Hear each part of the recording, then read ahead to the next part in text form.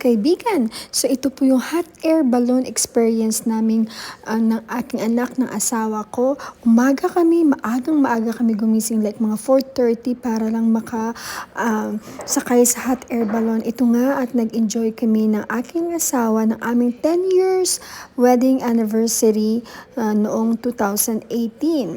So that was 6 years ago na at itong memories na to ay hindi ko makalimutan dahil pangarap ko lamang noon makasakay ng hot air balloon at nakikita ko sa TV. Pero dahil ang asawa ko ay mabait at sabi niya, sige, ang iyong pangarap na makasakay sa hot air balloon ay magiging totoo. Dream come true para sa iyo.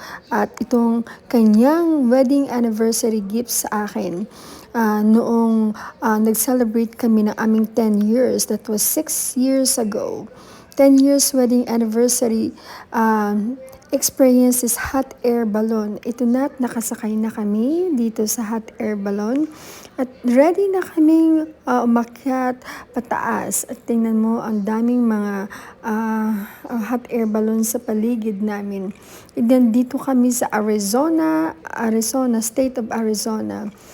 Ayan nga at nag-enjoy kami sa loob ng hot air balloon. Parang akala mo nakakatakot pero pag nandun ka na, napaka-safe naman. At ito nga yung pilot na yun, ang nakaputi, pilot yan. Siya ang check at yung fire, ayun yung mga ibang hot air balloon.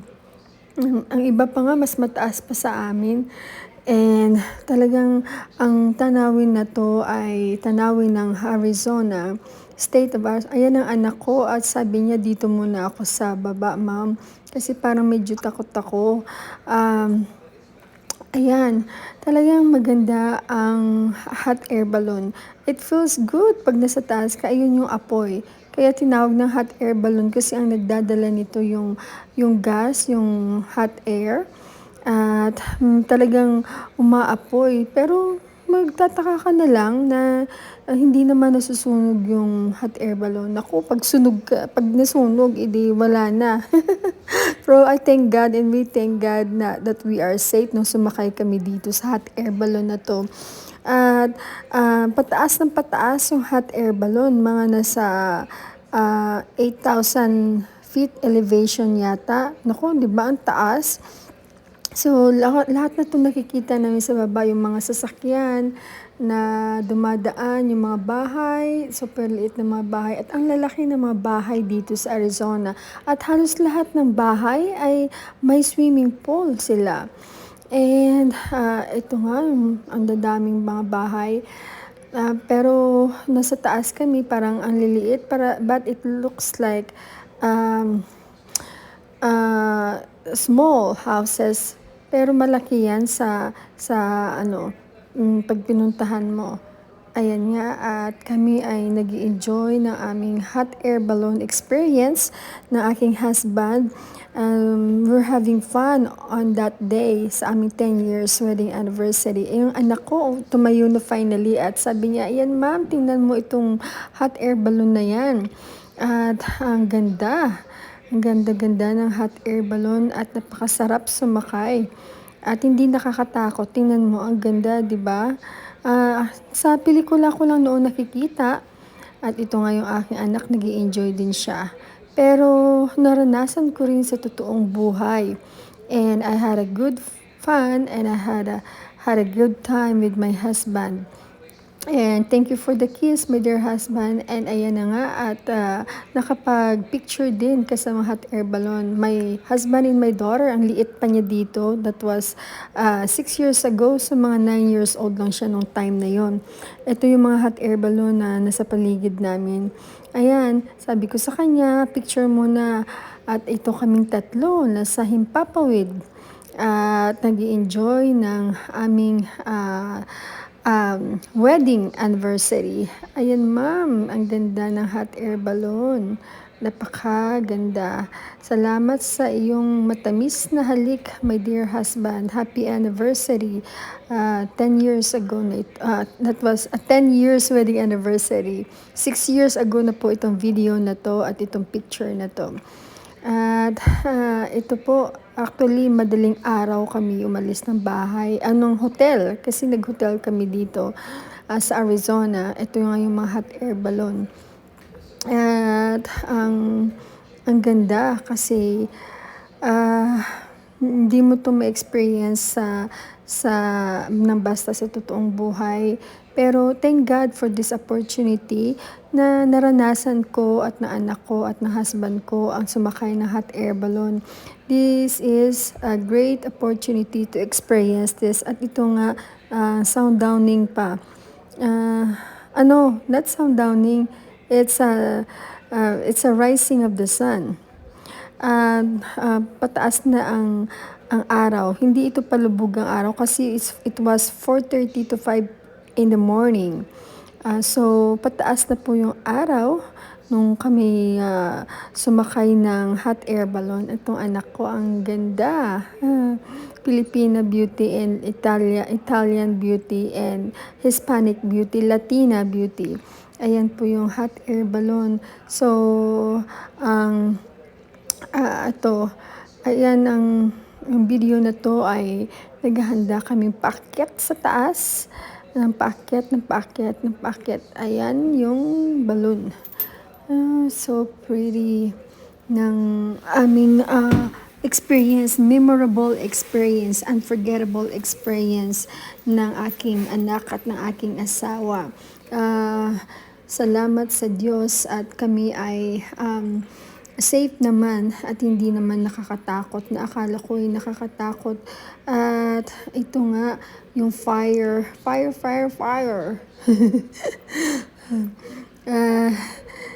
Ah, ayan, tingnan mo, may 3 pang hot air balloon na sa baba namin.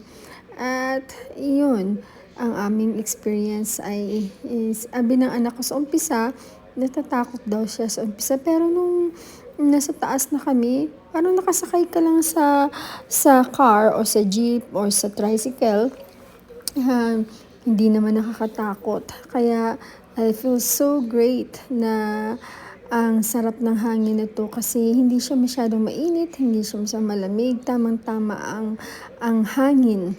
At yun yung mga nasa paligid nito, ang daming hot air balloon, ayun. 1, 2, 3, 4 na hot air balloon na nauna sa amin, umakyat.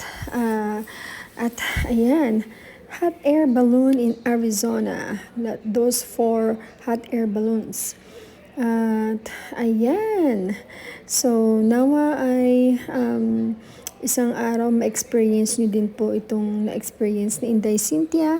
At hello my dear, bye-bye, kaway-kaway si Mister. At itong aking anak, smile baby. Ayan, ang cute pa ni Gab, ang liit pa niya, kabilis ng panahon. Ngayon dalaga na siya, 6 years ago. Ito nga, at naghanda kami ng at pagkatapos ng hot air balloon, meron pa talaga silang breakfast. Ito yung breakfast nila, inihahanda nila para sa amin at ready na kaming mag-breakfast. So we are getting ready to eat our breakfast. Ayan yung anak ko, ang cute pa ni Gab. Nako, ano kaya ang breakfast nila? I almost forgot that was 6 years ago na ang nakalipas itong video na to. And kinip ko lang tong video na to para sabi ko hindi mawala at kasi memorable sa akin itong 10 years wedding anniversary namin. At ang lahat ng sumakay ng hot air balloon, meron sila included yung breakfast dito. At masarap naman yung breakfast nila at talaga namang ready sila sa pagpa-breakfast kasi ginutom din yata kami dahil madaling araw pa lang umalis na kami ng bahay para makasakay ng hot air balloon. So marami ding mga tao, like siguro 20 kami, iba't ibang mga hot air balloon ang sinakyan ng mga kasama namin dito nakakain ng breakfast. At nasa Arizona kami, so ayun yung hot air balloon. Walang masyadong mga tanim sa Arizona, hindi kagaya dito sa Vancouver, Washington State kung saan kami nakatira. Ang daming mga trees, mga evergreen trees at magagandahan ka ng lugar ni Inday Cynthia sa Vancouver, Washington.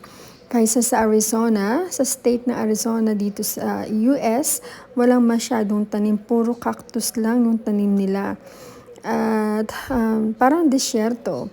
Pero marami dito nakatira na mga mayayaman din sa Arizona.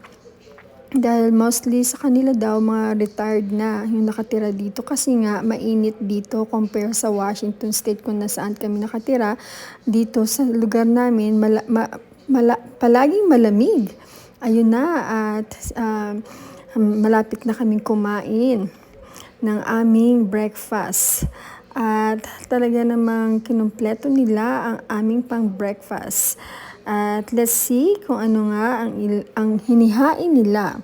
Let's see what they serve. At handa na nga kaming kumain. Ako, gutom na. That time, gutom na gutom din kami kasi natapos siguro like mga 2 hours din.